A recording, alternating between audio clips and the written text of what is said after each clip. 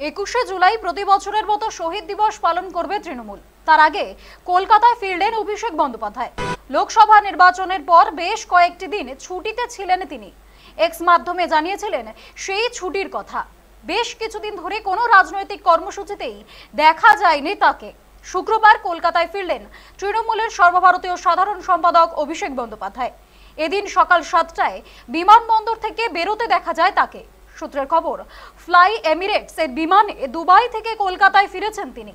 বিমানবন্দরের গেট দিয়ে বেরিয়ে সোজা গাড়িতে উঠে যান অভিষেক। সংবাদ মাধ্যমের সামনে কোনো কথা বলেননি তিনি। গাড়ির সঙ্গে কোনো কনভয়ও ছিল না এদিন। তার সঙ্গে আর কাউকেই দেখাও যায়নি। লোকসভা নির্বাচনে ডায়মন্ড হারবার কেন্দ্র থেকে রেকর্ড ভোটের ফারাকে জয়ী হয়েছেন অভিষেক বন্দ্যোপাধ্যায়।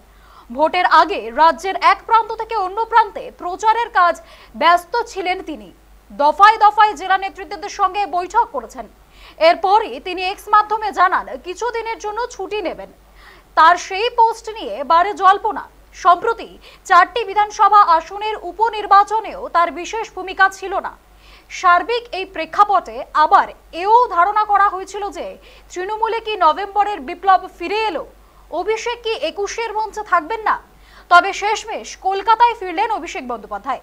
21শে জুলাই ধর্মতলায় দলের শহীদ সমাবেশেও থাকবেন তিনি, এমনটাই জানা গিয়েছে।